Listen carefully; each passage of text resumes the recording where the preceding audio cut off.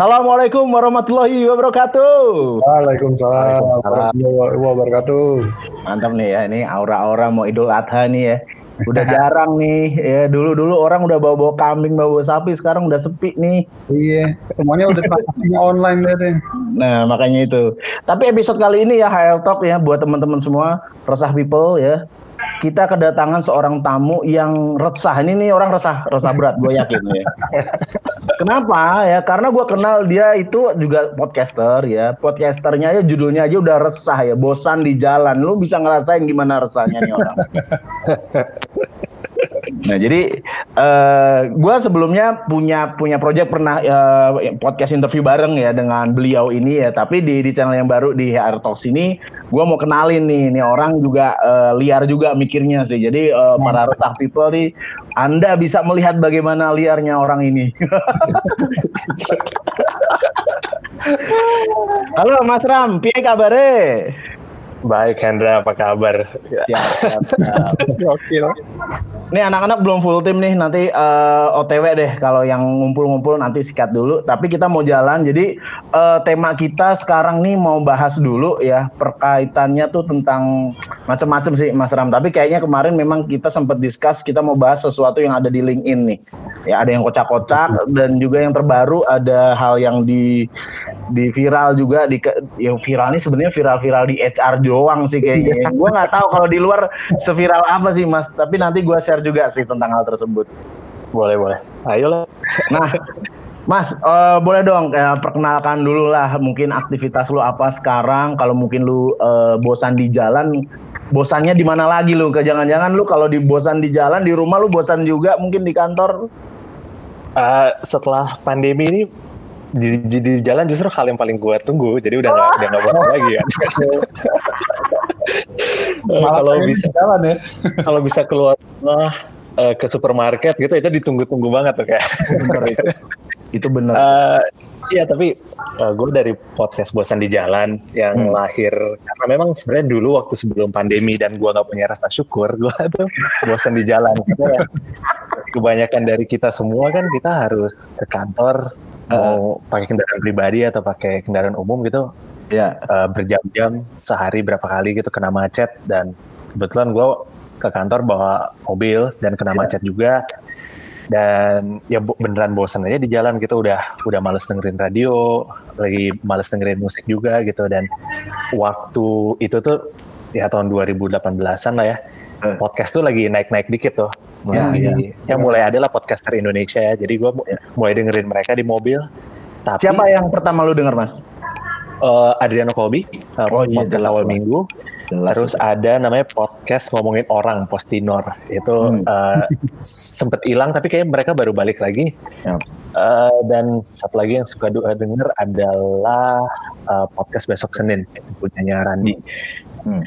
Waktu tahun 2018 itu kan nggak banyak yang main podcast kan, jadi episode cepet habis gitu. Jadi dalam seminggu tuh paling ya beberapa hari terus udah nggak ada lagi gitu, dan akhirnya bosan lagi kan. Akhirnya di tahun 2019 ya memberanikan diri lah buat coba kalau gue bikin ya, gue awalnya pengen ngomongin apa nih gitu, dan ya pas di jalan lagi nggak ada apa-apa, gue pengen ngeluarin unek-unek aja lah, kayak kebanyakan podcaster sekarang pun unek-unek gitu. Bener.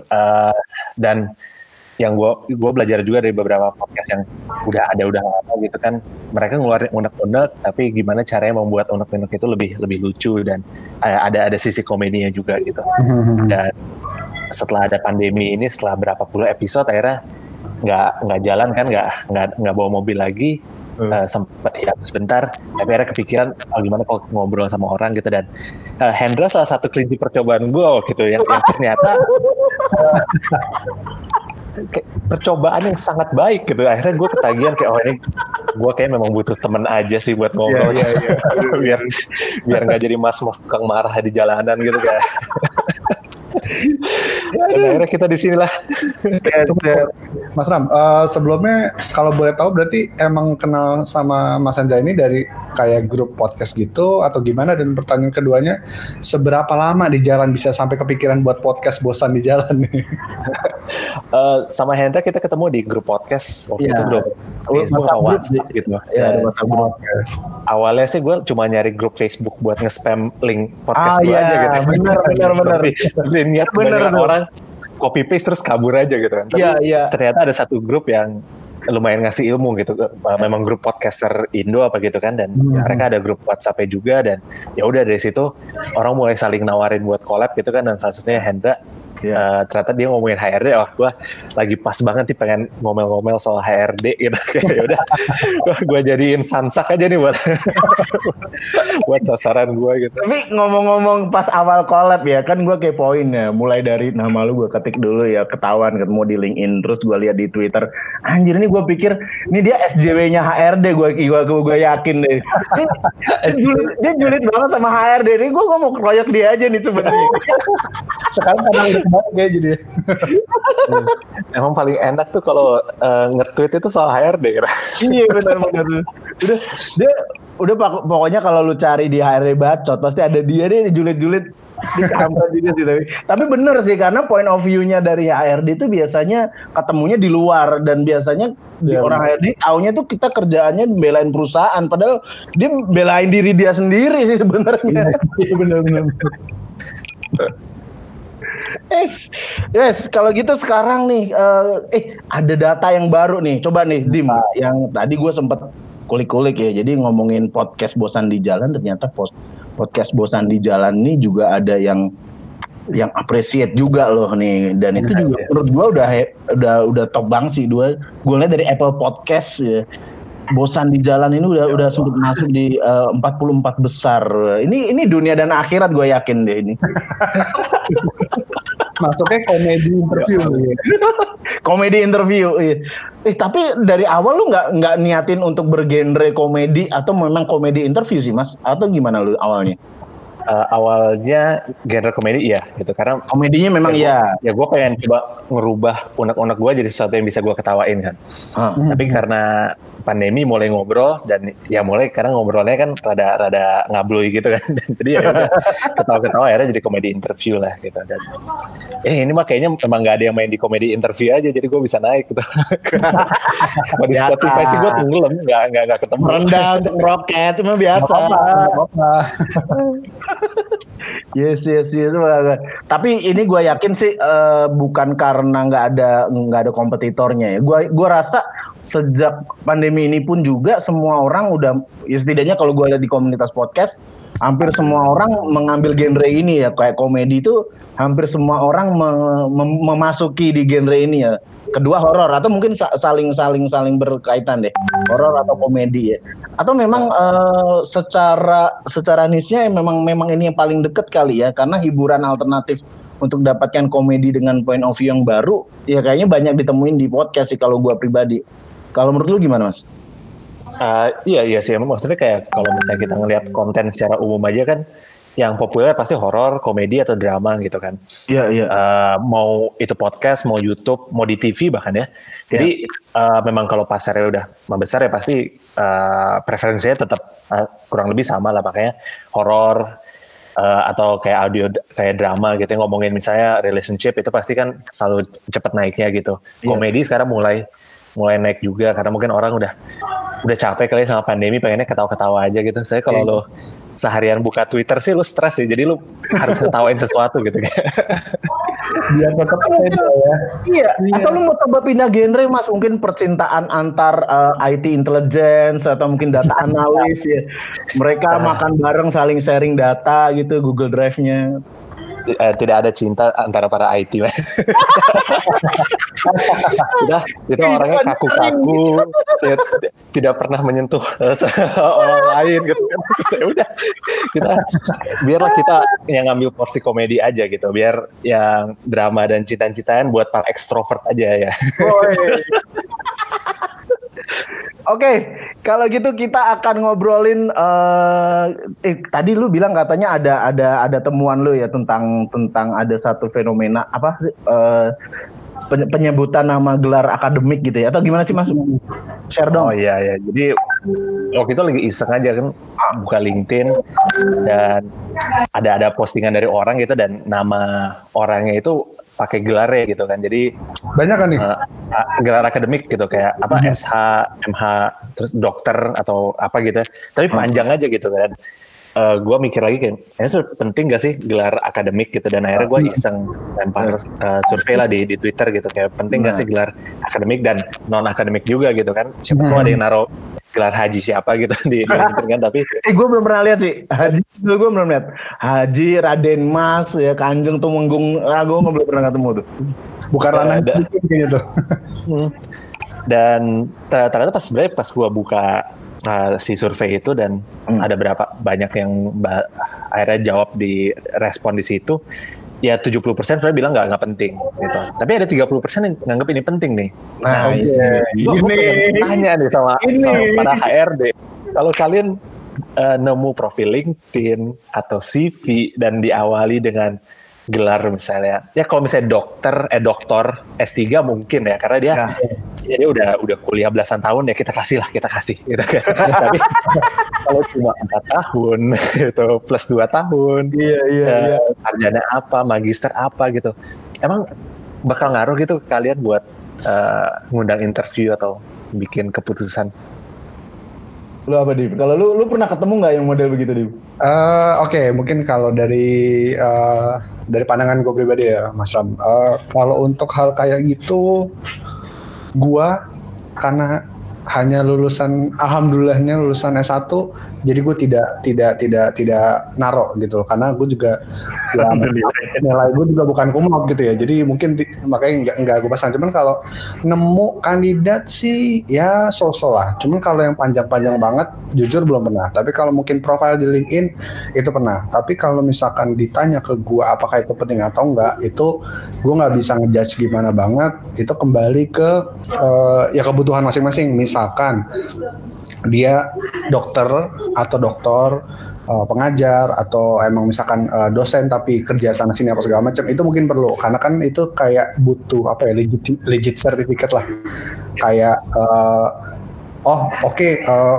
soalnya ya zaman sekarang kan udah banyak artikel, banyak netizen bilang ini konspirasi nih atau teori lu nggak bener nih apa segala macam. Nah itu mungkin kalau dengan adanya gelar untuk profesi-profesi tertentu, jadi kayak ngebuat ya yang diomongin ada benernya lah, kayak gitu sih. Kalau Mas Hendra gimana, Mas? Kalau gua bagi ini dalam kategori sih, ada orang yang hobi ya, doyan atau posisi yang hobinya nyantumin gelar ya, kayak contohnya iya mungkin bukan gelar yang terlalu akademik ya, ini mungkin lebih ke sertifikasi sih. Misalnya ini kayak ada orang HR hobinya tuh mungkin certified HRBP, certified clinical hypnotherapist, macam-macam ke certified financial advisor, apapun itu yang sertifikasi dia panjang banget deh, C banget. Dan menurut gua, dan posisi yang di-apply sih sebenarnya nggak penting sih untuk semua sertifikasinya dia ya, kalau gue secara praktis sih. Cuma kalau gue mandangnya, kalau dia memang mau pamer, menurut gue juga norak sih rasa pamernya sih, kalau gue ngerasa sih. Tapi menurut gue ada satu posisi yang biasanya gue proses, dan itu kalau dia udah punya gelar, gue pasti akan masukin dia dulu ya. Misalnya kayak lawyer sih, gue lagi nyari orang buat litigasi misalnya. Kalau dia mungkin bukan lawyer atau mungkin nggak punya sertifikasi di Peradi, udah gue bakal buang itu. Karena kalau yang kayak gini buat screening awal buat gue udah clear sih. Tapi kayaknya kalau posisi yang lain ya kayak accounting misalnya, certified pun kalau enggak pun juga gue nggak begitu beda sih, nggak begitu kerasa bedanya gitu maksud gue. Karena memang modalnya sih dia manjat dengan sertifikasi ini sih, manjatnya dia. Tapi kalau dari sisi head to head nih, orang-orang yang biasanya gue pernah proses CV-nya, karena gue juga sering iseng sih, orang-orang dengan nama-nama panjang begini sekompeten apa sih? Dan jawabannya itu juga nggak jamin sih, nggak jamin ya. Certified HRBP, certified clinical hypnotherapist, dan dia memang ngejar restoran untuk nyari sertifikasi gitu loh. Jadi gua nggak begitu langsung terkesan dengan gelarnya. Tapi keberanian dia untuk menuliskan gelar itu, bahkan itu kalau di LinkedIn, ya ada yang bilang ya LinkedIn itu kan penggunaannya untuk medsos ya. Ya ada yang bilang kalau lu nggak mau pamer di medsos ya ngapain lu main medsos gitu. Iya gue setuju sih kalau lu nggak mau pamer. Cuma pamerin ini juga menurut gue juga apakah pendidikan itu juga buat pamer-pameran, itu kan juga jadi kocak juga sih menurut gue dengan gaya orang mencantumkan hal ini ya. Jadi kalau gue pribadi, gue bukan orang yang suka nanya orang berdasarkan gelarnya sih, karena sekarang udah banyak banget orang beli gelar, nggak kerasa deh udah. Ya, tapi kalau dia memang punya kompetensi tertentu, pasti itu pertanyaannya gue bakal cecer sih. Biasanya kayak gitu sih Mas Ram. Iya. Oke, mantap. Mas Hendra dan Dimas ini admin HRD Bacot ya. Kayaknya kalau di login bisa sih langsung bisa buka sini di HP. Kita admin Joska sebenarnya sih. Aduh. itu baru dibahas lagi tuh. Kan uang saya. Iya loh, udah permintaan maaf loh. Nah, tapi Mas Ram, kalau mungkin di satu sisi ya, entah itu memang kepentingan profesional ataupun enggak, kalau memang misalkan dia diundang untuk speaker, mungkin di acara-acara big events, small events, medium events, atau mungkin di acara-acara kampus yang mungkin mereka juga perlu gitu kayak gelarnya ini apa. Menurut gue sih itu bisa ya jadi salah satu hal alternatif yang memang diperlukan. Atau mungkin kayak misalkan ya biasanya kalau udah ngundang pekerja dari mana apa segala macam kan di show-nya kan title, misalkan CEO dari ini atau mungkin senior apa engineer dari sini. Nah itu kalau udah seperti itu gua rasa sih a bit unnecessary ya buat ditambahin lagi gelarnya, karena ya lo kan tujuan di situ adalah dipanggil karena posisi tempat kerja lo gitu. Nah kecuali dia tempat kerja yang sama diundang speakernya untuk topik yang berbeda, misalkan penjelasan tentang ini segala macam. Nah itu mungkin masih bisa baru tuh background atau gelar pendidikan dia dicantumin juga biar viewers atau mungkin pesertanya tuh kayak mikir oh dia ternyata lulusan ini gitu sih. Ya itu benar, poin yang benar sih. Ya dan masuk akal juga kalau misalnya untuk ngejualnya seperti itu ya, buat antara acara-acara seminar atau untuk profesi yang memang butuh gelar akademik kayak hukum gitu. Ya itu masuk akal menurut gue. Jelas. Tapi gue pernah interview di suatu tempat, dia cukup ternama sih, bla bla bla bla and aliens. Kan kalau kayak gitu kan biasanya udah ternama lah ya. Gue pernah interview di sana dan gue ngelihat tau kan biasanya kalau palang-palang apa yang putih, yang besi putih ini di depan rumah atau di depan kantornya gitu. Kayak pelang notaris gitu. Iya, ini tuh banyak banget. S apa, M apa segala macam. Terus gue sempet berhenti karena entah karena macet atau emang karena lagi lambat aja. Gue sempet nengok, gue ngitung ada berapa, ada 9 gelar. Gue bingung itu orang gimana caranya gitu loh. Kayak tapi pas dilihat profilnya dia masih belum nyampe 50 gue rasa orangnya. Gue kayak lu ngabisin waktu itu gimana, apa sejenis itu gitu. Gelar akademik di koleksi ya. Iya kayak ya pengen nyalek kali orangnya. Ini kalau dia gamer, dia hobinya nge-push MMR Dota ini ibaratnya biasanya kayak gitu. Gue mau nge-push gelar gue. Bisa jadi. Tapi ya kalau menurut gue ada hal yang lebih tanda kutip yang lebih membanggakan seseorang sekarang nih kalau di LinkedIn, bukan dari gelar akademiknya, tapi dari bekas perusahaannya, ya nggak? Lu gitu nggak? Dimas Mahendra X apa, Sukses X apa, wah panjang deh begitu. Kayaknya sekarang orang lebih bangga untuk nunjukin lu X apa gitu ya. Lu mungkin X Big Four atau mungkin lu X dari perusahaan top company apa, atau mungkin lebih nunjukin bahwa kalau gua punya mantan yang memang bagus itu lebih kredibel. Atau mau gimana? Kalau menurut lu gimana, Mas Ram? Ya, ini sebenarnya salah satu postingan yang postingan gue yang viral juga. Dan bahkan ini salah satu postingan yang cross platform ke Instagram gitu. Jadi gue nge-tweet kan, gue lupa topiknya apa. Oh, ya biasa sih HRD bacot kan. Yeah. Kayaknya ngomongin tentang layoff salah satu perusahaan teknologi baru-baru ini gitu. Yeah. Terus mereka ngomongin kan ini karyawannya gimana gitu, layoff 10% bla bla bla. Terus gue nge-reply, ya tenang aja lah kan tinggal taruh X bla bla bla. Pasti HRD bakal berantem buat dapetin mereka gitu. Di screen capture terus ditaruh di drama ojol di Instagram.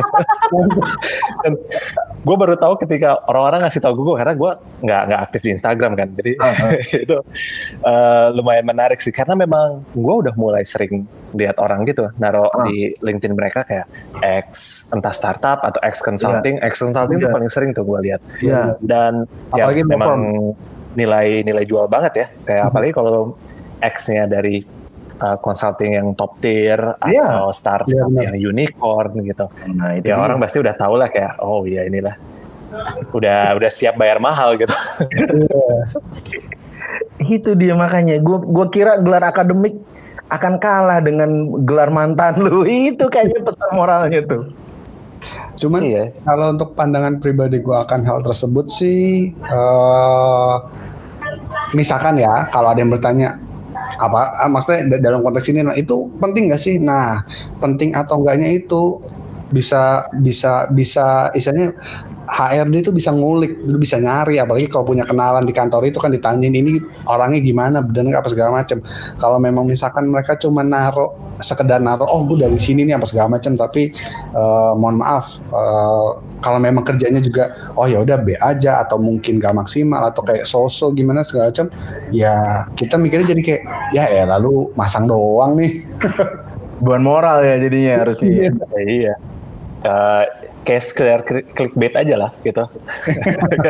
Ya juga sih.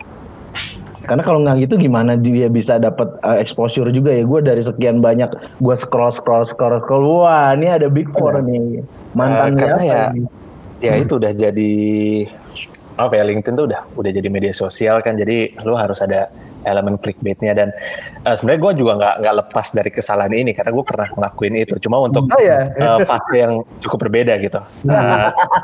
Itu kayak waktu itu awal 2016 dan pekerjaan data scientist itu lagi hot banget. Iya.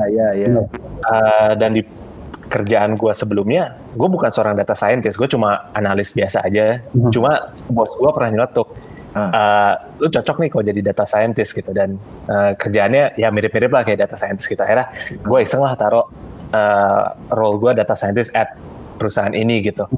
Dan ya aktivitas di views di LinkedIn mulai naik. Orang mulai ngirim-ngirim DM di LinkedIn gitu nawarin kerjaan gitu. Dan salah satunya adalah perusahaan setelahnya gitu, perusahaan setelah perusahaan gue yang nemu gue lewat LinkedIn karena gue naruh si role data scientist itu, padahal sebenarnya role gue ya analis atau kayak tim produk gitu, yang sebelumnya juga nggak signifikan banget gitu, nggak banyak views kali gitu, tapi berkat clickbait itu ya dapatlah rezeki ya buat ngebuka ke kantor berikutnya, dan dari kantor berikutnya pun akhirnya ya nyampe ke kantor sekarang gitu kan. Jadi mau dibilang nyebelin juga ya mungkin buat orang nyebelin ya, tapi memang kerasa sih ada asal lu bisa memainkannya dengan benar gitu. Tapi kenapa lu stop sekarang? Kayaknya gue lihat di LinkedIn lu udah nggak nulis gitu ya? Iya karena gue udah nggak nyari kerjaan lagi gitu. Bagi Anda para headhunter yang mau rekrut orang ini, ya kan? Orang ini digoceng agak susah. Pokoknya kalau LinkedIn gue berubah, udah mulai banyak clickbaitnya, wah ini udah waktunya kerja nih. Kalau dia kok ini anak udah mulai genit ya, gitu ya. Iya itu sama aja kayak dulu kalau di Facebook lu udah naruh statusnya it's complicated, nah itu kan udah nyari. Iya benar tuh. Aduh mata udah pada Orang-orang langsung nanya kenapa nih. Iya. Gitu. Iya. Cuman ya. Tapi bener juga sih itu ada bener istilah clickbait tuh kayaknya dari 2019 kali ya, atau 2018 gue juga kurang paham sih, tapi itu memang kan salah satu komponen yang apa ya mungkin yang media-media lakukan untuk narik ya namanya juga clickbait gitu, menarik perhatian para orang gitu. Ya gue belum tahu deh konten lu bacanya apa, tapi gue lihat dulu deh judul lu apa. Nah kayak gitu tuh. Makanya ya mungkin Mas Ram waktu itu dapat rezeki juga dengan ngubah nama aja, udah langsung tuh naik profile viewersnya langsung naik banget tuh barnya tuh.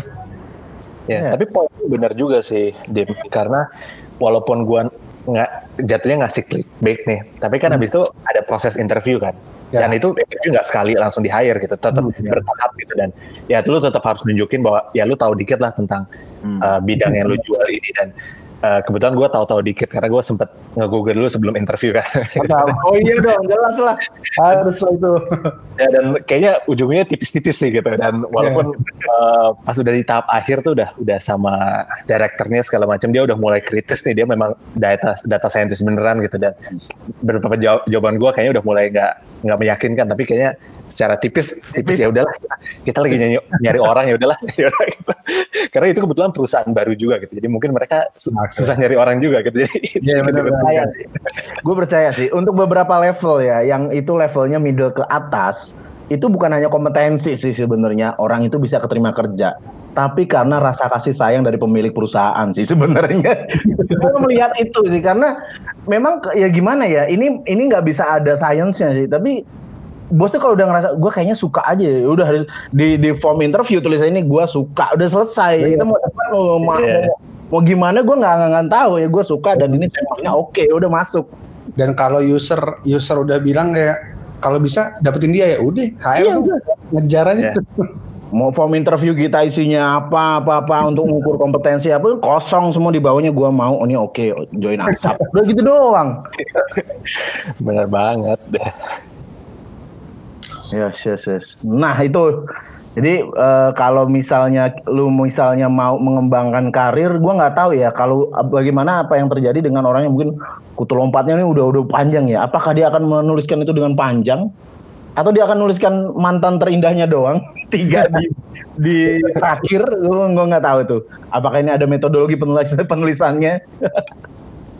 Itu mungkin lebih ke preferensi masing-masing kali, karena kami sebetulnya juga ya sebagai point of view dari HR atau recruiter juga sama sekali nggak ngelarang sih, kalau lu mau masang aja. Kalau emang itu istilahnya membuat diri lu percaya diri, membuat diri lu bisa terjual banget, sok monggo gitu. Cuman in the end kan akan ada proses yang namanya interview, dan di interview itu kan pasti digali gitu loh. Kalau sosial media kan nggak apa-apa banget gitu, kita nunjukin lah cover kita seperti apa, cuman isi dari buku tersebut kan bakal ketahuan tuh pas di interview. Nah mending kayak Mas Ram nih, kayak ngubah tapi emang tahu, dan juga mungkin baca-baca dulu nih sedikit apa segala macam, biar jago dia mah mainnya, biar ya nggak gimana banget lah. Ya ada ilmunya itu sebenarnya, fake it till you make it. Jadi pura-pura tahu gitu, kayak lo ditanya apa ya bisa segala macam, nanti lo paniknya pas sudah tanda kontrak aja. Yang penting dapetin dulu gitu. Kontrak itu dapet dulu gitu. Sebenarnya di istilah fake it till you make it tuh ada banyak banget komponen berusaha tuh, atau berikhtiar tuh banyak banget. Bener banget sih. Iya. Bener, setuju gue. Tadi kan kalau tadi konteksnya lu di approach nih ya.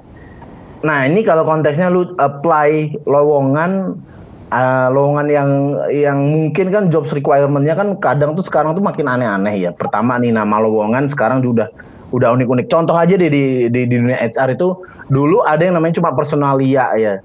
Mulai staff personalia sampai manajer personalia. Sekarang nama personalia tuh udah kayaknya udah nggak ada yang make ya, dan sekarang udah nama-namanya tuh udah ya sebenarnya fungsinya sama sih, misalnya human asset manager, padahal juga personalia ngurusin absen, ngurusin gajinya juga, atau enggak namanya pengadaan. Wah tuh apa itu pengadaan tuh, padahal GA gitu, general. Makanya itu. Nah kemarin lu sempat share kan Mas ya, ada job ads yang kampret yang emang mau lu sharein. Boleh nggak nih di-sharein deh, kita coba bahasin Dim, atau siapa yang mau nge-share nih? Boleh. Oke. Lo ada ya? Yang mana? Ya. Yang itu tuh, yang tadi gue di WhatsApp ya, atau lu Mas udah share nggak? Belum ada sih. Coba. Gue sharing kayak mau presentasi di kantor aja nih. Wes, mantap. Oh yang ini, ya. Ini kan? Ini dia. Lu kenal nggak sama orang nih, Mas Ram? Dia mandek. Mas Ram lagi ngeheng nih, mohon maaf. Ngeheng, tunggu. Nah udah. Nah, sip deh. Udah. Nah, sip. Oke. Jangan temen lu nih, Mas? Di gua. Enggak ya? Enggak, kalian bisa denger gua kan? Bisa. Oke, yaudah. Yaudah ini yang gua tunjukin di layar ini. Oke, ini postingan satir sebenarnya. Jadi ini gua tahu nih orang beneran bercanda, tapi konteksnya adalah memang banyak yang lakuin ini gitu. Jadi misalnya dia pengen hire entry level staff buat yang teknis gitu. Misalnya kayak ini junior data scientist. Tapi requirement-nya banyak banget gitu. Kayak di sini tulisannya kan 15 tahun Python, 30 tahun SQL gitu kan. 15 tahun Terraform segala macam. Kita tahu buat orang yang memang udah pernah terjun di data scientist atau analytics in general, kita tuh nggak butuh semua ini gitu. Kita cuma butuh orang yang bisa salah satu dari itu dan pastinya nggak 15 tahun pengalaman juga gitu kan. Gila aja kali.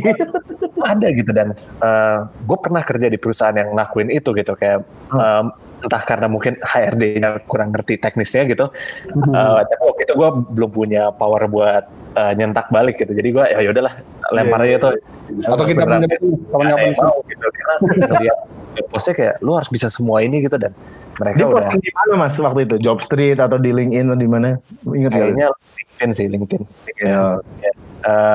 Dan akhirnya nggak dapet gitu kan akhirnya karena sebenarnya kalau mereka tanya aja ke timnya gitu kayak lu sebenarnya yang perlu apa sih gitu dan ya kita cuma perlu misalnya satu orang yang bisa Python coding Python ya udah gitu setidaknya lu pernah setahun ngoding atau pas kampus pernah pakai gitu dan ya udah kita ada tes lagi kan buat tes itu kita ada interview lagi dan ya udah kayak dapetin banyakin talent pool aja gitu nggak masalah gitu. Tapi nggak tahu apa memang dari HRD kadang ada requirement talent poolnya nggak boleh banyak-banyak karena lu pengen dapetin yang berkualitas aja gitu jadi lu naikin standarnya gitu. Mas dulu mungkin. Tapi iya bener sih, kalau ngeliat ini yang kocak sih emang mengkampret sih ini sih. Tapi kalau tapi kalau gue justru tanya balik nih, sebenarnya kalau boleh aplikasi-aplikasi itu memang aplikasi yang memang benar-benar dipakai untuk level junior itu sudah cukup mereka ada itu udah cukup sebenarnya Mas ya. Betul ya pakai salah satu aja udah cukup ya. Di market udah nggak ya ibaratnya ya nggak terlalu di reject amat lah begitu ya tergantung nanti tinggal di skill testnya aja gitu kali ya. Iya karena sebenarnya dari misalnya di postingan ini kan ada Python, SQL, AWS, Spark, Terraform. Kemungkinan besar ya, orang tuh bisa kalau nggak 1 2 gitu. Dan kalau entry level kemungkinan ya cuma 1 gitu atau bahkan nggak sama sekali gitu. Cuma karena karena ini data scientist ada skill prerequisite-nya gitu kayak skill coding gitu. Coding itu sebenarnya mau bahasa apa aja gitu nggak harus Python atau SQL tapi lu udah dapat basic ya kan dan lu tinggal belajar bahasa yang baru gitu yang sesuai dengan perusahaannya gitu jadi lu nggak perlu belajar semua bahasa gitu. Kalau gue lihat ya kalau ngelihat mungkin kayak tech engineer atau mungkin orang-orang yang sering rekrut di background dengan background yang analis gini itu biasanya bikin talent pool yang kalau bisa lebar sekalian sih sebenarnya karena di labor marketnya itu kan tipis banget tuh sebenarnya nggak terlalu banyak. Kedua ada karakter kalau di beberapa background tertentu itu punya karakter yang agak-agak tertutup ya. Mereka juga bukan orang yang suka window shopping untuk ngeplay sih biasanya. Ada karakter mereka itu ya tanda kutip kalau nggak terlalu godaannya nggak terlalu menarik banget ya nggak bakal ngambil itu godaan itu sih. Nah jadi kalau mungkin ini dipasang di sebuah job portal mungkin yang lamar banyak ya tapi lebih ke iseng sih. Jadi kalau gue nanya efektivitasnya kalau dibikin mungkin mau nyari standar yang agak tinggi ya tapi juga itu adalah cuma junior gue yakin itu paling banyak itu datanya sih banyak data yang nggak relevan sih. Akhirnya juga ujungnya nggak dapet sih.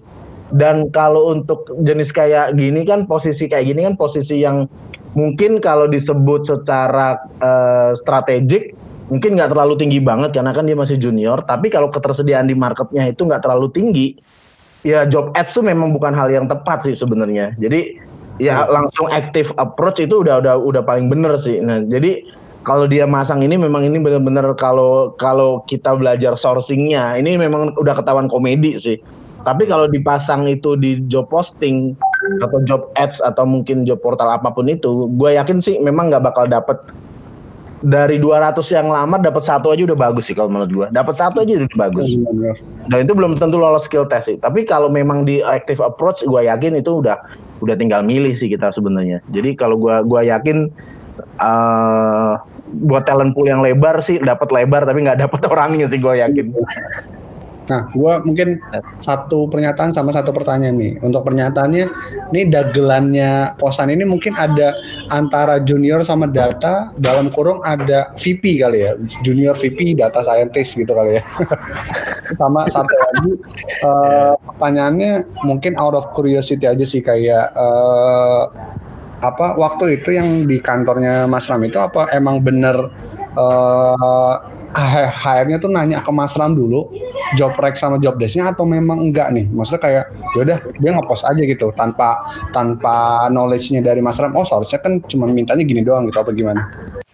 Kayaknya itu memang requirement dari manajemen sih. Karena itu perusahaan kecil ya. Jadi mungkin si levelnya bilang ya udah kita perlu data scientist nih, terus dia naruh kayak requirement apa terus dikasih ke HRD-nya dan ya udah diposting aja gitu tanpa nanya-nanya dulu mungkin ke kita di datanya gitu. Terus waktu itu kesulitan nggak tuh HR-nya untuk mencari? Oh kesulitan sekali. Oh mampu. Karena nggak punya nama gitu kan. Yeah, dan postingannya kayak gitu ya sulit sih. Kayak kalau misalnya requirement itu diaplikasikan ke gue sebagai kandidat dulu, gue nggak masuk kan. Bener.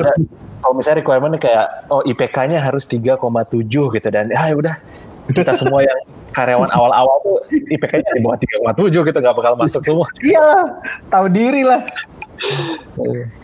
Tapi ini gue banyak nemuin ya hal yang kurang baik ya saat job posting. Tapi ini di internal HR.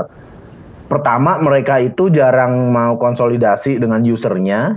Mungkin karena dia itu juga malas mau belajar dengan proses bisnis yang bakal dia cari. Misalnya gue udah mumet lah kalau udah berhubungan dengan IT-nya misalnya dia bukan pengalaman di tech recruiter misalnya. Atau yang kedua mereka itu sering juga banyak pasang iklan lowongan dengan job desk yang copy paste ya. Misalnya dia ngambil aja di Glassdoor atau ngambil di mana gitu, tinggal ceplokin aja. Oh gue nyari data scientist di copy paste doang dan itu kocak loh. Seringkali itu banyak yang ngelakuin. Misalnya gue ngelihat, loh ini kok job requirement-nya sama ya, sama ini persis banget. Biasanya itu nirunya, misalnya di satu pekerjaan tertentu ada mungkin top company-nya, nah dia dicontek persis sama banget. Padahal gue yakin nih kerjaan di top company itu dengan skalanya segede itu juga nggak bakal sama. Ya. Jadi gue ngelihat sih itu fenomena yang paling sering sih, banyak recruiter yang males buat nanyain ke usernya, mau males belajar, dari copy paste aja itu dan nggak bakal ketemu, gue yakin. Ya, kayak sebetulnya mohon maaf ya untuk teman-teman sesama recruiter di sana, kayak itu akan jadi bumerang ke diri sendiri atau mungkin nanti malah jadi ke perusahaan gitu. Ntar kalau lu ditanya kok nggak dapat segala macam, padahal requirement-nya udah bener, ya bener sih requirement-nya gitu. Mungkin kayak pengen coba cari orang dari sini ya, terus yaudah cari job desk sama job rec dari perusahaan tersebut, di copy paste terus di post di job di portal, ya kagak nemu kenapa, karena bukan itu yang dicari gitu. Iya. Bener-bener lebih bagus ya organik sih, nanyain ke usernya ya. Cuma yang jadi masalah nggak semua user itu juga gampang ditanyain. Ya benar. Ya, gue tahu sih alasannya, karena mereka juga nggak mau kena beban moral sih, karena nggak minta kayak gini, gue ngasih kok lu nggak nge-proof yang ini, ya ujung-ujungnya gue gitu terus seringnya. Tapi biasanya sih kalau ada di kantor lama gue itu gue cross checknya 2 kali. gitu loh. Jadi usernya minta, udah dapat approval dari si level, tapi si level belum tahu nih job desk sama job requirements-nya seperti apa. Nah, kalau memang udah punya, oke, gue tinggal ngepost. Cuman kalau misalkan gue yang buat atau si usernya nanya, tolong cariin dong, udah gue cari-cari, terus gue tanyain ke user oke, tapi gue tanya juga ke si level, nih dari usernya minta ini dan posisi kayak gini nih kriterianya, oke atau enggak. Kalau dari si level oke, oh yaudah baru itu udah isinya udah lebih memantapkan lah, jadi lebih eligible. Misalkan kalau gue udah nyari-nyari terus tiba-tiba user atau si levelnya minta, lah kok nyari kayak gini-gini, lah gue udah dapet approval dari lu berdua gitu loh, kayak apalagi nih yang kurang. Iya. Tapi ini menarik ya. Gua ngeliat tadi, coba boleh balik iklan lagi nggak? Gue menarik nih, ada kalimat kan, yes we have ping pong tables and open floor. Terlepas ini juga gimmick ya, tapi menurut gue mencantumkan hal yang lucu kayak gini sih, gue berpikir masih bagus sih menurut gue.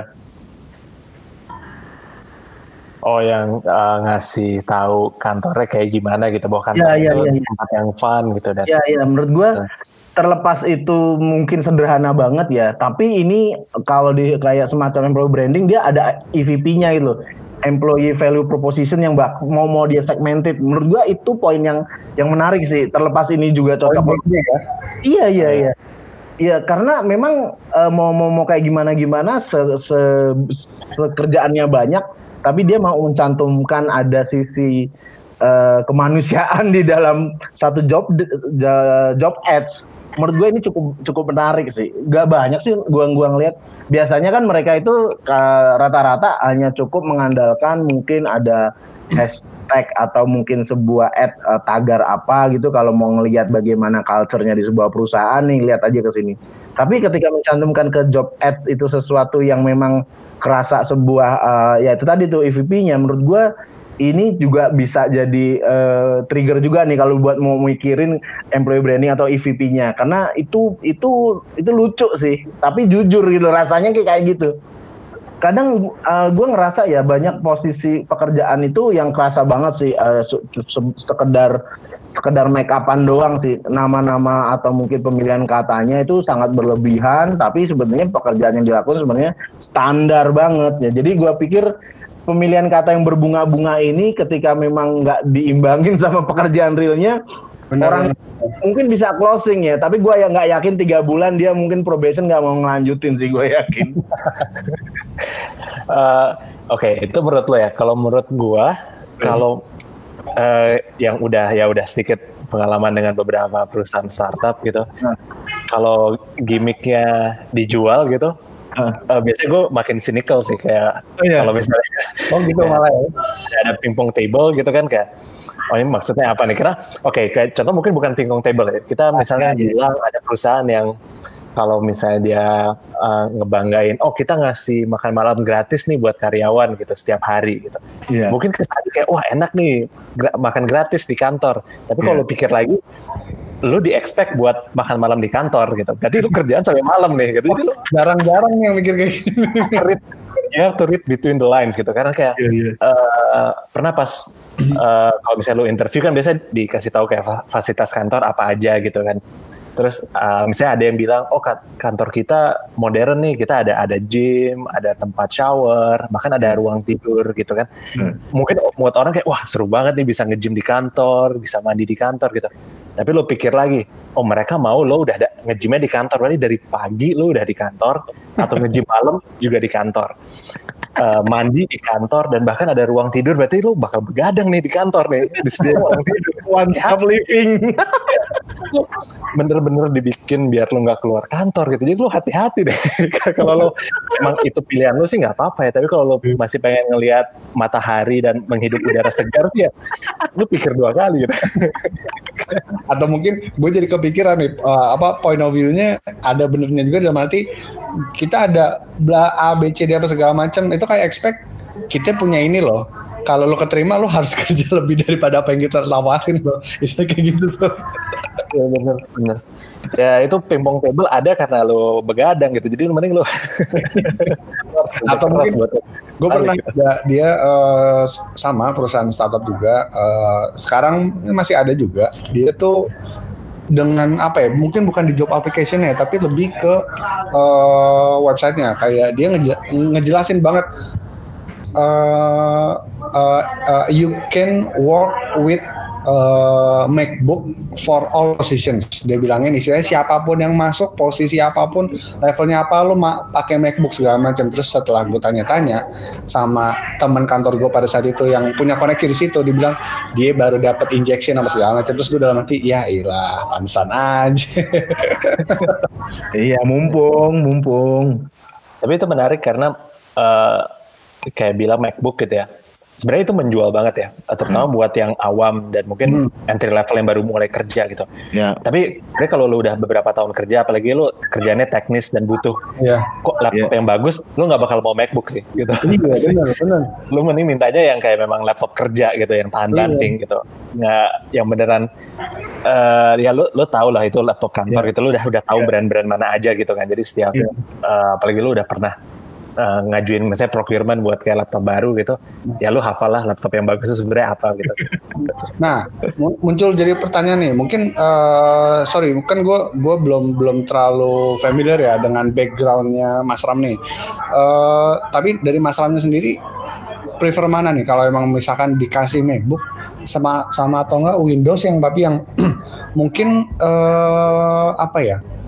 Bisa dibilang 11-12 lah sama MacBook, tapi ini ya kebutuhannya Mas Ram gitu.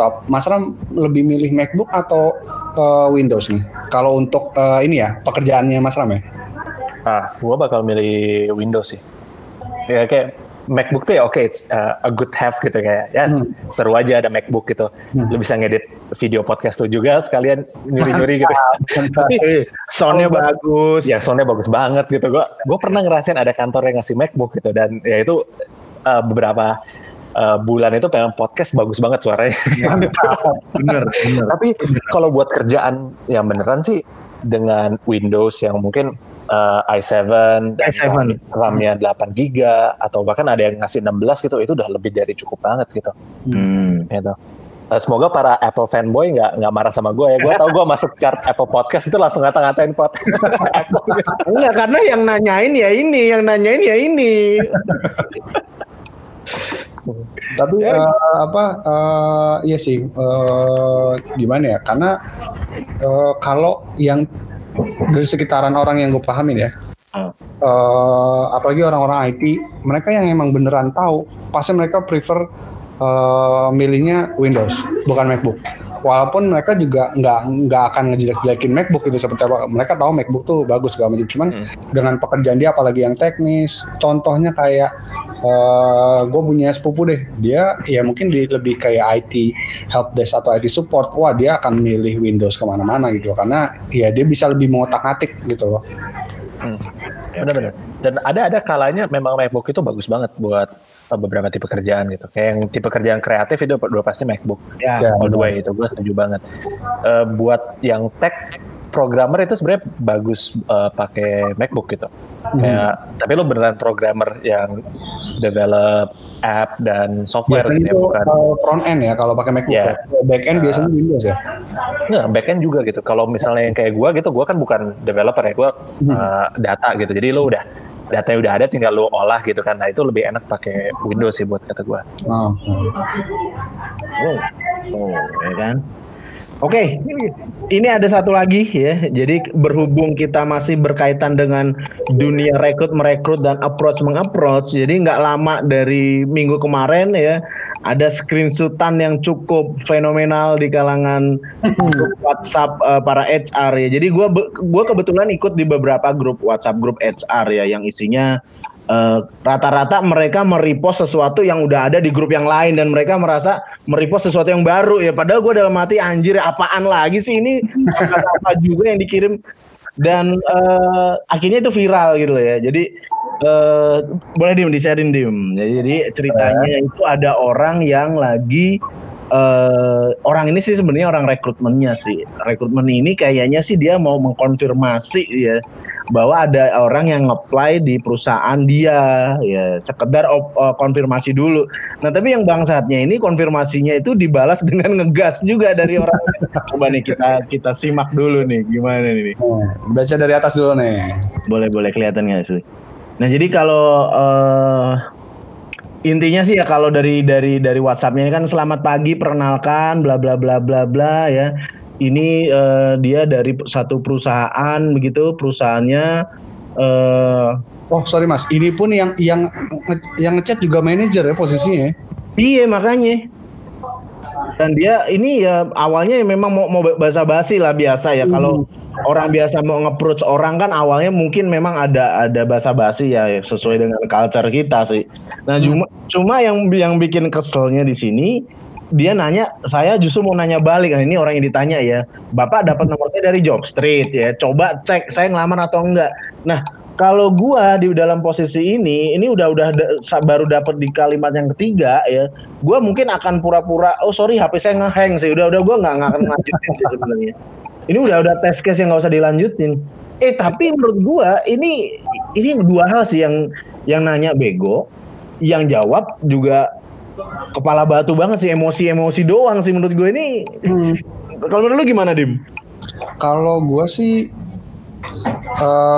kalau gue pribadi sih basa-basi pasti gitu loh. Cuman kalau memang dia nanya, sorry Pak, saya hanya melakukan salah pembuka apa segala macam karena saya melihat melakukan random apply. Jawabannya sebetulnya tuh normal banget dari pandangan gue ya. Karena kenapa?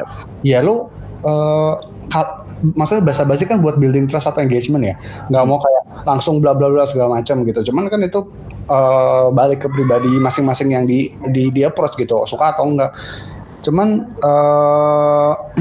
dari kalau gue bukan ngebela ya, tapi gue melihat dari balasan si manajer rekrutmennya ini, dia tuh berusaha banget sampai akhirnya bilang padahal saya mulai baik-baik, tapi dari awal ngegas banget bro. Lu gimana Mas? Pernah nggak dia approach kayak gini Mas? Gue kayaknya nggak pernah deh. Tapi cuma gue penasaran di bagian akhirnya aja nih. Soalnya kan berarti kan intinya si manajer HRD ini dia cuma mengecek aja kan si kandidat ini beneran apply atau enggak gitu kan. Iya. Terus dibalas dengan ngegas. Terus dia coba ngejelasin karena sebenarnya di banyak yang suka random apply gitu, main apply aja gitu kan. Nah tapi kayaknya si orang ini yang apply kayak ngerasa disindir gitu. Padahal ini bukan tentang dia gitu. Ini kan memang karena banyak yang random apply, makanya dia coba mastiin aja. So dia jawabnya aneh banget kan. Ini media internet, semua orang punya akses dan hak buat apply. Kandidat juga bisa apply lebih dari satu company. Kenapa jadi problem gitu? Intinya bukan itu. Intinya tuh si HRD cuma pengen ngempastiin aja. Lu benar apply nih. Lu tinggal aja. Gitu. Bener-bener. Mungkin si kandidat merasa dunia itu tentang dia gitu kan. ketika ini dia si manajer HRD bilang gitu, ngerasanya kayak maksud lu gue random apply nih, maksudnya gue ngasal-ngasal aja gitu kan. Iya benar. Enggak, bukan itu maksudnya, tapi confirm aja iya atau enggak apply gitu kan. Memang orang-orang di internet itu luar biasa sih gitu, kayak mereka marah tentang hal-hal yang bukan urusan mereka gitu kan. atau mungkin dari pandangan gue ini masuk kategori remeh-temeh sih. Sangat. Maksudnya kenapa gue di sini bilang untuk rekrutmen manajernya ini tuh normal banget seperti ini, karena ya gini deh, lo kalau ngomong sama orang lain, lo untuk hal seperti ini ya, bukan ngomongin kerjaan. Mungkin kalau kerjaan lu langsung to the point aja gitu, mau apa. Cuman ini kan kayak lu apply, berarti lu ada ketertarikan sama perusahaan kita gitu loh. Terus giliran kita coba ngomong approach, kok lu kayak begitu gitu.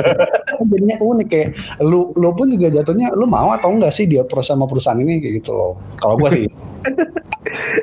Tapi ya, gua ngerasa awalnya gua membaca ini sebuah hal yang lucu ya. Nah, tapi persis kemarin gue ngisi sebuah webinar di mana ada pertanyaan di akhir acara, itu ada seorang recruiter itu tanya ya kaitannya dengan tema ini ya. Dan dia ngerasa takut tahu kalau nanti ngomong approach orang, ternyata ini bisa membuat praktisi HR itu ngeper juga tahu kalau dia nanya itu bakal digasin sama orang apa enggak loh. Ternyata gue nggak berpikir sampai sejauh itu loh. Ternyata ada juga loh yang orang, dan gue berpikir iya juga ya, kenapa orang itu juga bisa jadi takut juga kalau mau digasin sama orang loh. Tapi maksud gue gini, nggak semua orang juga kayaknya happy sih di approach dengan WhatsApp sih. Kalau dalam pengalaman gue, ada orang itu punya preferensi bahwa WhatsApp itu hal yang sangat privat, yang dia itu nggak mau dapet akses dari orang yang nggak dia kenal untuk membalasnya. Itu ada yang kayak gitu sih. Sampai-sampai dia pindah ke WhatsApp bisnis ya, supaya mungkin ada hal yang pribadi yang nggak bisa dia campurin gitu. Nah tapi gue berpikir juga ya, kalau dia misalnya memang bermasalah dengan hal tersebut, gue pikir juga masih ada email gitu zaman sekarang, dan gue rasa itu lebih enak lagi kali nge-approach orang dengan account yang sudah verified dari perusahaan lu ya. Dan itu kalau orang nggak balas ya memang mungkin gara-gara dia nggak buka emailnya, tapi kan semua orang sekarang udah terpop up dengan email sih. Gue pikir juga udah bukan hal yang aneh juga ya kalau nge-approach lewat email gitu, meskipun memang udah WhatsApp tuh paling enak sih. Bahkan ketika kita dapat approach-an dari LinkedIn dan kita minta nomor WhatsApp-nya dia dapat, udah hampir 60% ke atas, lu bisa dapetin orang itu sih mayoritas, kecuali kalau nego gajinya nggak cocok sih ya. Tapi gue balik lagi bahwa kalau secara teknis yang dilakuin dengan menanyakan konfirmasi gitu, menurut gue sih konyol sih. Pilihan redaksi bahasanya menurut gue sesederhana ya, kita mau follow up kamu punya apply di website kita gitu aja sih, udah jelas sih arahnya gitu. Tapi dengan dia membuka kesempatan untuk berpikir lagi, lu udah tahu nanya. Ini gue kayak gini loh, gue kalau interview gue udah malas banget kalau dia misalnya menjelaskan diri dia tapi dia menerangkan itu yang udah ada di CV gitu. Udah ngapain lu, gak usah baca jelasin apa yang lu miliki, gue bisa baca dari CV lu terangkan sesuatu yang baru. Nah gue rasa ini sama juga, kalau orang itu udah jelas bacaannya itu adalah nomornya dia ngapain nanyain lagi, itu sebuah basa-basi yang menurut gue udah nggak penting sih. Dan dia kalau memang itu jadi bikin itu permasalahan, orang jadi salah paham, kayaknya memang itu gara-gara dari openingnya dia, pembukaannya sih. Dan itu hati-hati banget sih kalau gue merasa. Nah mungkin gue mau nanya nih, kalau dari Mas Ram sendiri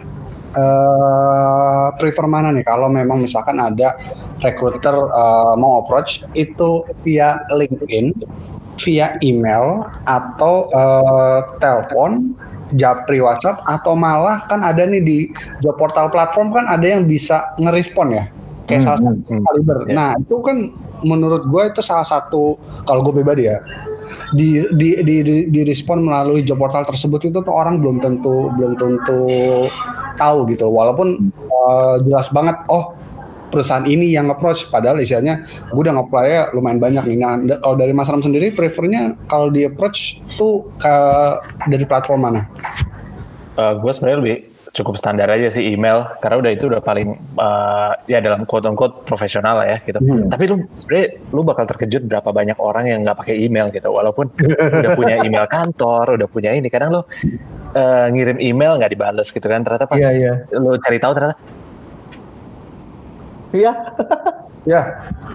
nge-like. Tunggu.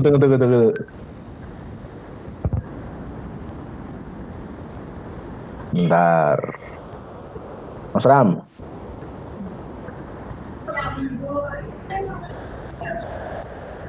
Iya, terputus saudara. Model serunya loh padahal ini. Iya makanya kayak aduh. Coba gua WhatsApp dulu. Coba. Masalahnya lagi nggak end banget nih. Nah, udah. Mas Ram. Kayak tadi di gua deh. Ada dari email. Oke. Ya gue lebih milih pakai email gitu karena udah paling profesional lah gitu ya. Tapi lu bakal terkejut sih berapa banyak orang yang nggak ngecek email mereka gitu, dan ini konteksnya nggak cuma rekrutmen tapi juga kerjaan gitu ya. Lu udah email gitu nggak dibalas-balas, pas lu cari tahu ternyata si bapak ini mah nggak pernah buka email gitu, jadi lu harus japri gitu, dan akhirnya lu terpaksa lah lewat WhatsApp gitu kan. Tapi gue sebenarnya nggak masalah juga sih, gue berapa kali di approach lewat WhatsApp juga kebetulan yang mereka memperkenalkannya baik juga gitu. Oh, saya dari perusahaan ini dapat nomor dari LinkedIn karena lu apply ke sini gitu ya kan. Jadi oh yaudah gitu. Cuma yang nggak bisa gue toleransi itu yang nelfon tiba-tiba. Dan telepon nomornya belum nggak gue save karena gue kan nggak kenal juga rekruternya gitu. Itu kemungkinan nggak gue angkat gitu, kecuali ada japri atau email gitu kayak jam segini kita ngobrol ya gitu, kita call gitu ya. Karena kan kita tahu lah yang telepon kita kadang nggak cuma rekruter, marketing kartu kredit gitu kan. Benar. Pinjaman online yang nagih-nagih teman kita yang minjem online gitu ya. Kadang lu nggak mau ngobrol sama mereka gitu, kayak lu angkat telepon gitu terus dimarahin kayak kasih tahu ya teman lu buat lunasin unjuk, gue nggak kenal kan sama teman gue teror sama pinjol gitu. Dia nggak mau angkat telepon itu gitu. Jadi ya kalau nggak ada namanya sih gue nggak angkat gitu. Tapi mungkin mengantisipasi dari salah satu ceritanya Mas Ram, kayaknya teman-teman perlu nih satu aplikasi yang memang bisa mendeteksi nih, mendeteksi telepon random nih. Kalau gue sebutin namanya kayak rada nggak enak, apa sebutin aja nih? Sebutin aja. Nama ada, gue sih pakai ada namanya Truecaller. Jadi dia sebenarnya cukup luas banget. Tadinya gue nggak tahu itu, cuman gue tahu kebetulan dari ex-lead gue kayak bilang lu nggak perlu pakai premium, lu cuman pakai itu aja, nanti semua kontak tuh terintegrasi. Dalam arti gue temenan istilahnya, gue belum punya nomornya Mas Ram nih, tapi Mas Hendra punya. Di saat lo nelpon gue, ada muncul nama lo. Nah, istilahnya kayak gitu tuh. Jadi karena kan istilahnya di kontaknya gue ada yang nge-save nomornya lo dengan nama lo gitu loh. Nah, nanti muncul. Nah, itu enak tuh. Cuman bener sih mungkin kalau orang-orang lagi nyari kerjaan, ada telepon dari plus 6221 itu mungkin salah satu berkah juga kali. Wah, akhirnya gue dihubungin nih. Tapi ya kalau mungkin buat orang kayak Mas Ram apa segala macam, apalagi dia kerja yang mungkin sering ditelepon sama usernya apa segala macam, tiba-tiba ditelepon kayak gitu kan, mereka nggak mungkin cepat ya. Mereka mungkin butuh 5-10 menit juga. Nah, itu cukup mengganggu sih memang. Tapi kalau yang nelpon kode areanya plus 65 lu angkat pasti. Yakin gua. Yakin lu pasti ngangkat. Itu rezeki nggak boleh ditolak gitu. Lu kalau ternyata itu sales credit dari negeri seberang juga ya udahlah, nggak apa-apa, itu ada 50% chance. Kalau nggak plus 1 apalagi ya. Plus 1 mah gokil. Dia istilahnya kalau nelponnya kita lagi siang-siang, di sana berarti lagi malam-malam banget tuh. Tapi ngomong soal ada orang yang ngebuka email ya, gue paling sering kalau misalnya dulu zaman kita WFO ya, kalau misalnya meeting itu kan manajer itu biasanya colok lepas VGA gitu kan, dan ketahuan misalnya dia lagi buka emailnya, anjir rata-rata mungkin 3.000 email nggak dibuka, 6.000 ya. Gue berpikir bener sih, kok ada ya orang tuh nyaman dengan inbox yang nggak dibuka. Gue nggak tahu ya apakah gue orang yang kompulsif ya, tapi email kalau nggak dibuka tuh rasanya tuh gimana gitu. Orangnya OCD banget, itu email harus bersih sebelum gue sebelum gue tidur, atau gue nggak bisa tidur sih. Iya, itu dia, makanya kok ada ya orang 3.000 lebih tuh masih nyaman gitu, dan dia colok pasang gue ngeliat, aduh udah gatel banget sih gue.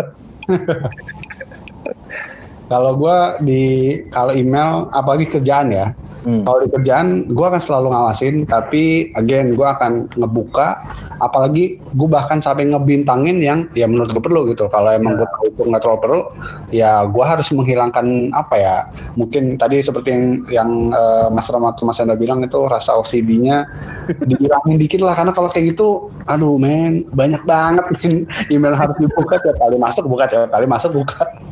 Capek sendiri sih itu bisa. Aduh, Yesus.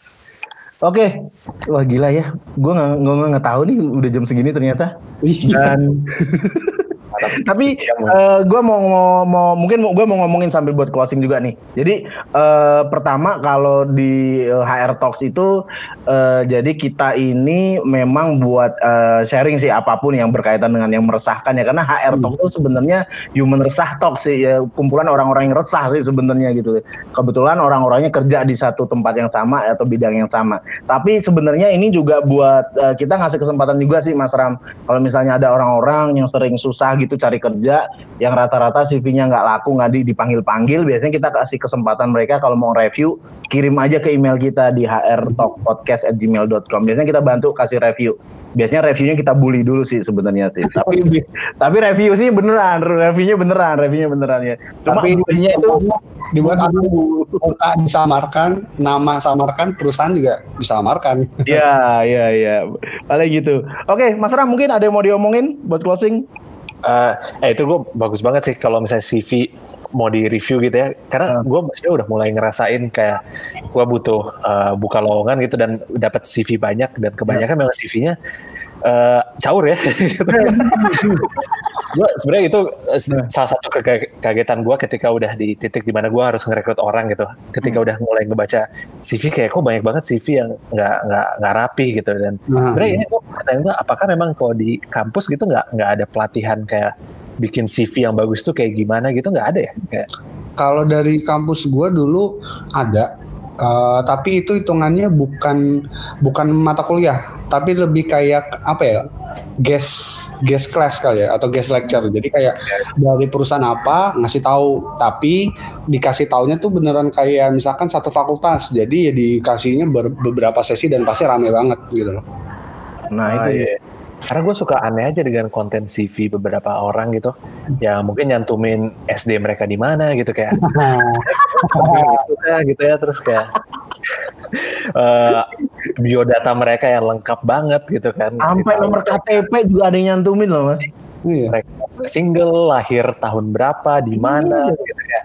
Ini kalau orang HR-nya mau ngasih ke pinjol jadi duit loh Mas.